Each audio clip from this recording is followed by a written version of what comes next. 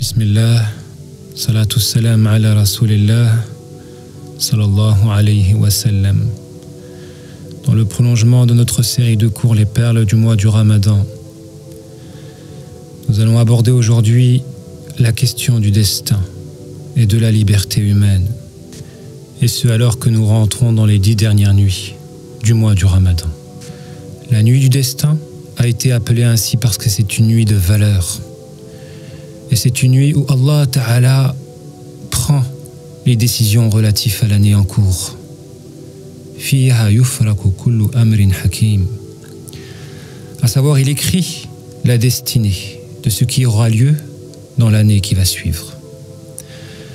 Ainsi, c'est une nuit de grande importance. Cependant, il est fondamental de se pencher sur cette question de la liberté, à savoir si tout est écrit. Sommes-nous libres? Et avant de répondre à cette question, il est, à mon sens, fondamental de se pencher sur le sens de la liberté. Qu'est-ce que la liberté? Eh bien, la liberté, c'est cette capacité à déterminer une volonté indépendamment des facteurs et des influences extérieures à notre personnalité. Être libre, c'est pouvoir modeler une volonté sans aucune influence extérieure. Malheureusement, l'être humain a tendance à croire qu'il est libre parce qu'il choisit, alors qu'il peut être contraint à choisir, et c'est le cas par exemple d'une personne borderline qui peut vous mettre face à deux impasses. Option A, des problèmes, option B, d'autres problèmes, de telle manière que vous n'avez pas d'autre choix que de vivre des problèmes. Ainsi, la véritable liberté, c'est l'action de déterminer une volonté indépendamment des influences extérieures. Mais malheureusement, l'être humain ne voit pas les facteurs qui le poussent à choisir. Et très souvent, ces facteurs-là conditionnent et déterminent. Et c'est ça le déterminisme qui pousse certaines personnes à la conclusion que l'homme n'est point libre. Car ce qui nous pousse à des choix, très souvent, ce sont des facteurs et des influences extérieures. Des pulsions, par exemple. Et l'homme va penser qu'il choisit, mais en fait, parce qu'il ressent, il se pense libre. Parce qu'il ressent le mouvement qui le pousse à, il se pense libre. Mais très souvent, malheureusement, il ne regarde pas tous ces facteurs qui l'ont poussé à choisir tel choix. Si j'aborde le sujet de la liberté aujourd'hui, c'est parce que la privation de la liberté est une torture. Non. La privation de la liberté est une torture, est une souffrance. Personne ne souhaite être privé de liberté. Personne ne souhaite souffrir, tout simplement. Et vous savez, il y a aux États-Unis, par exemple, des tortures appliquées, particulièrement à des prisonniers musulmans, à savoir ces privations sensorielles. On torture des individus en les privant d'exercer librement leur sens. L'ouïe, la vue, le toucher. Et ça les torture psychologiquement au point où ils peuvent subir un dérèglement mental. Personne ne souhaite souffrir. Cela étant, il y a différentes manières de souffrir et très souvent le point commun entre toutes les souffrances, c'est la privation de la liberté, c'est l'esclavagisme. On peut être esclave de nos douleurs, esclave de nos incompréhensions, esclave de nos lourdeurs ou esclave de nos émotions. Prenez l'exemple de celui qui subit des émotions comme l'amour passionnel. Peut-on dire de lui qu'il est libre? Non. Même à travers le sentiment d'aimer, il n'est pas libre.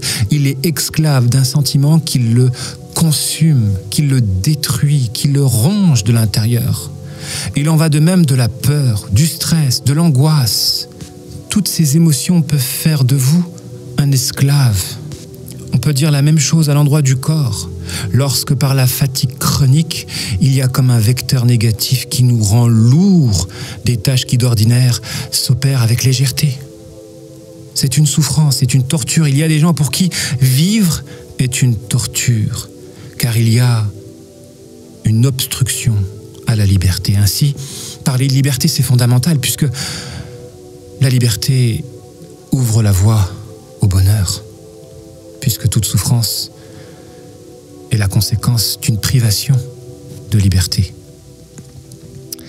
Ainsi, convoiter la liberté, c'est fondamental et ça doit être un credo pour le musulman. Malheureusement, il y en a énormément qui n'ont pas compris le message profond de l'islam et qui pensent que être musulman, c'est se soumettre dans l'incompréhension. Pas du tout.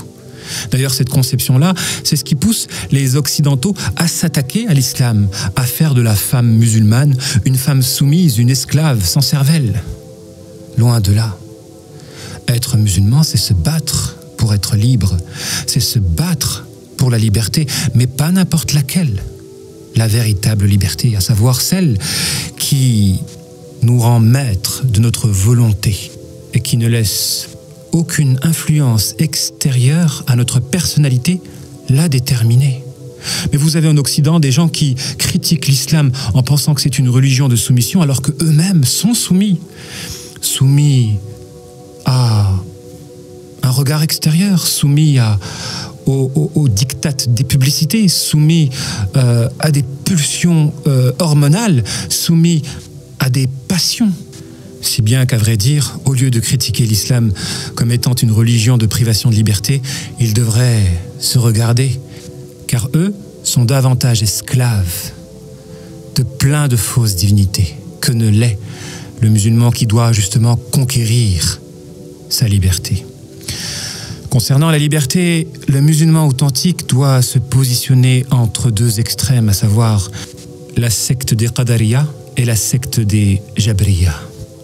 La première secte, c'est celle qui pense que l'homme est libre d'une liberté qui dépouille Allah de l'exclusivité de la toute-puissance. Puisqu'à croire que l'homme est libre d'une liberté qui s'opère indépendamment d'Allah Ta'ala, c'est dépouiller Allah de l'exclusivité de la perfection à l'endroit de la puissance.